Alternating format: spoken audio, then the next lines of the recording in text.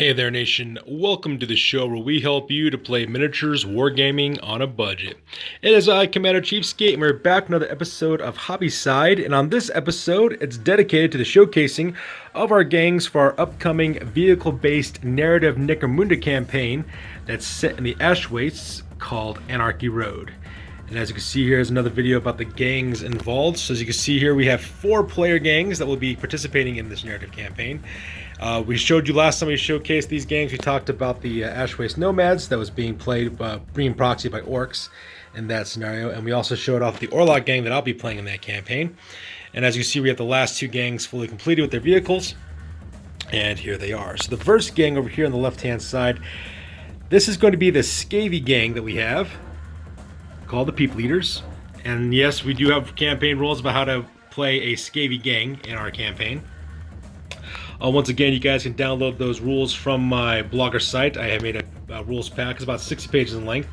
That's set in the Ash Waste of Necromunda, so that way you can have vehicle-based combat and vehicle-based gangs and stuff. So this is their vehicle. As you can see, these guys are the People Eaters, or a Scavy gang, and their vehicle is called the Meat Wagon. And it is a super heavy transport. In our campaign, we have different classes of vehicles that you have. We have light, so we have small, medium, large, and then we have super heavies. And this is an example of the gang that's using a super heavy transport. It's the most expensive vehicle option that you can get, but because Scavy gangs are so cost effective and cost efficient, my buddy, what he saved out for on getting the super heavy, he was able to use the remainder of the funds to buy the rest of his gang. And as you can see, it looks all kinds of awesome. It's all fully painted out. We got the crews on board and stuff as well. If you're wondering what it is, it's based off of an old Tamiya, I believe it's an A1 Abrams main battle tank is what it was. So like I said before, when I started making this series to do our campaign, I went to a garage sale and I bought a bunch of secondhand tank miniatures at a garage sale for like a couple of bucks. So I was able to get a bunch of them, and that's what we're using to make our vehicles. So in this case, as you can see, we got the chassis as well as a turn of an M1 Abrams. But of course, we just, kind of converted a little bit, did a little bit of conversion work here to make it look more Mad Maxy and more wastelandy looking, as you can see. As you can see, it's got a grab claw on there. We've also got some scabies in the back here. We got some Orc 40K vehicle guardrails on the side of the turret as well. On the back here, if you're wondering what this superstructure is back here, this is from a Mech Boy workshop for orcs for Warhammer 40,000. A guy at my local gaming store was getting rid of some pieces that he had from a speed mob that he had, and I just wanted this little superstructure here. I thought that looked really, really cool, so I bought that off of him, and then I glued the back of this. So it's like a little makeshift skull with light bulbs, and it looks like there's an engine being hoisted up on a chain. So I thought it looked very, Mad Maxy, very Necromunda. So I just glued the back of this thing to give it some differences as well. As you can see, we also got some boomsticks attached to the outside of this as well, so that they can, throw explosive tipped harpoons at their enemies. You can see it's all grimy and, nasty looking. We also got some mutant hounds in the game of Necromunda for the campaign. Scabies have access to hounds, and they can have mutated hounds, as you can see in this example here. For those of you guys who watched our series, the Underhive Wars, you guys will know we use this for our Chimerics, for our Escher gang. So you can see here, it's a partially completed tank miniature, but it worked out for our purposes. So I just kind of basically spray painted the entire thing in like, dark flat dark earth spray paint that I got at Walmart, and then I just added some bits and bobs to make it look more Mad Maxy and more orky. So that's what I decided to do for these guys. So that's the People Eaters there. And then over here on the right hand side, we have our 4th gang, which is a Pit Slave gang. It's called the Road Crew. Is the name of the gang on this one. And as you can see, we now have those guys fully completed as well. For the most part, the miniatures for the gang are already completed for the most part. I just had to work on this guy here, which is a Orc Knob miniature. We gave him like a bunch of arms that look like a cyborg. And we also did another conversion work with this miniature here in the back. We also converted him as well. Everything else is already made ahead of time in our various campaigns, but then we had to add vehicles for them as well. So as you can see, they have it's a World War II German armored car miniature model. Like I said before, I got this at a garage sale. It was partially completed. It was missing, I think, the turret or the gun on the top, whatever the case may be. So I just took it. It looked very cool. I glued some Mech Boy pieces to it, like a tools rack, as well as like a power tool here in the front.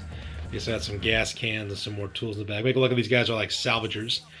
They're a Pit Slave gang, and yes, I've included Pit Slaves in the campaign rules so that way you can play a Pit Slave game if you want as well. So because the pit slaves always have to constantly maintaining their cybernetics, it makes sense these guys would be scavengers. They run around, rob parts of vehicles and other people to patch themselves up. As you can see, this vehicle is also covered in boomsticks as well to, blow up opponents. They also got their polecat boarding pikes up here, so that way they can attack enemy vehicles. They have a cargo servitor, as you can see. That's what we use for a cargo servitor. In this case, he's going to be another pit slave who's running a light vehicle, so that's what we're doing for him. And then we also have an armored sentinel that'll be operated by a member of the gang as well, that this gang will be using to fight with his arm of the last cannon, as you can see here. So this thing is death incarnate. It's also got a missile launcher on the back of it too, so this thing is very, very powerful. And it's one of the most killer objects on here. Most of the gang's money actually went to making this, lone armored sentinel causing problems. So he's got a beautiful turquoise paint job, and there's a little techie that's going to drive it. It's a lot of fun to put together and paint. Like I said before, a lot of these are all tank miniatures. To paint these miniatures for the vehicles anyways, what I primarily did is I just spray painted them all, really, with some rattle cans of some satin paint, and then just dry brushed them and added details and stuff to make them look all, grody and rusty and stuff. And I think it came out really, really cool looking.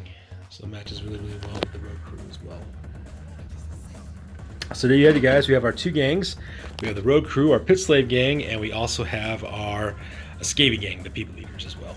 And just like always, not only are we going to talk about what we currently finished, we're also going to talk about our next project for Anarchy Road as well.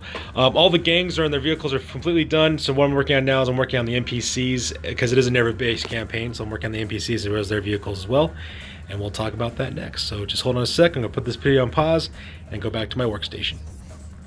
Okay, so now we're back at my paint station here. As you can see, we got my little paint station, and we're talking about the next project that's being worked on next.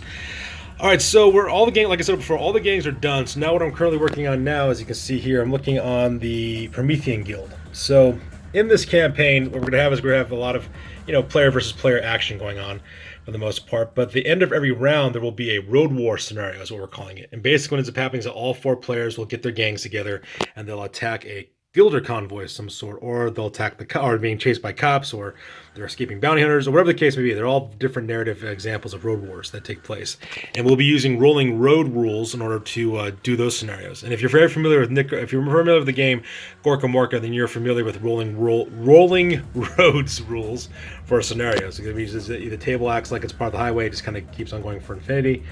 And that's pretty much how it works. So this gang here, as you can see here, this is some little minor conversion work I did. This gang is going to be a Guilders gang. They're going to be Promethean Guilders. And what's going to happen is one of the road wars, the characters are going to try to hijack a shipment of Promethean. And of course, they got to take on the land train that they have the Promethean on, as well as take on the guards who protect it. So you can see here, this is what these guys are. I took a box set of Cawdor miniatures from the game Necromunda, and I bought some, managed to score some sprues of some Adeptus Mechanicus heads. I think they're called Scutari or Centurions. I forgot what they're called. They're like the typical infantry choices that you can get for the Mechanicus. So I managed to get a couple of their heads. So what I did is I swapped out the heads for those to give them this kind of like this gas masky kind of medieval look to them as well. It kind of really goes well with the medieval vibe that the Cawdor miniatures have as well. So these guys are in the middle of painting right now. So I'm going to paint them up. So right now their primary colors are gray to represent, like, it's kind of like ash and stuff. And then I put some highlights of some orange and red to make it look like these guys are on fire, to add that fire effect as well. And I also gave them a very much a rusted metal look. If you're wondering how I did that, I took some copper paint and I took some gunmetal paint from Folkart and mixed it half and half. And that's how I got this nice little rusted look. Let me see if I can zoom in here for a second. There we go. That's how I got that rusted metal look for all their helmets and their masks and stuff. And then I'm going to dry brush them later with some silver, some anniversary silver, which is a bright silver, to make them look like they're weathered and chipped and worn and stuff. So these guys are still very much in the process of being painted. They have very much a grim dark style attached to them. Should be really, really cool as well. At the same time, I'm also working on some escort vehicles as well. So you can see here I got some jackals. These are Gene Stealer Cult Jackals, I think is what they're called. The guys who ride the dirt bikes. And what I did is I did exactly the same thing. I replaced their heads with Adeptus Mechanicus heads, and I kept everything else the same from the Gene Stealer cults. And I'm going to go with the same exact color scheme with these vehicles as I'm going with the guards. So these guys are the outriders for the caravan. They are like the flankers, the security element that protects that Promethean caravan as it travels across the ash wastes. So every at the end of every round, all 4 gangs, all 4 players will then take their players on a road war campaign to, hijack something and see how it works out for them. This would be the Promethean Guild, but they got to face off in the campaign. So I'm really super excited to get these guys painted up and get them done. So far, I'm liking the grotesque paint job. If you're wondering how I did this gray paint job on them, what I did is I based all the miniatures in black flat spray paint, and then I dry brushed them with layers of dark gray, lighter gray, and white to create this kind of ashen, burnt out look on their clothing. So that looks really cool. And then when I throw in the highlight colors of orange and red and make it look like it's fire, it's going to look really, really cool. So can't wait to see how those guys turn out right now. So that's what I'm currently working on there. I'm going to do exactly the same thing with these jackals. So it should be a lot of fun. So there you have you guys. That's our current, what we're working on now for the rest of the campaign. All right, you guys. So there you have it. Now we are fully completed with the player gangs as well as their vehicles for our upcoming Necromunda Battle Report series, Anarchy Road.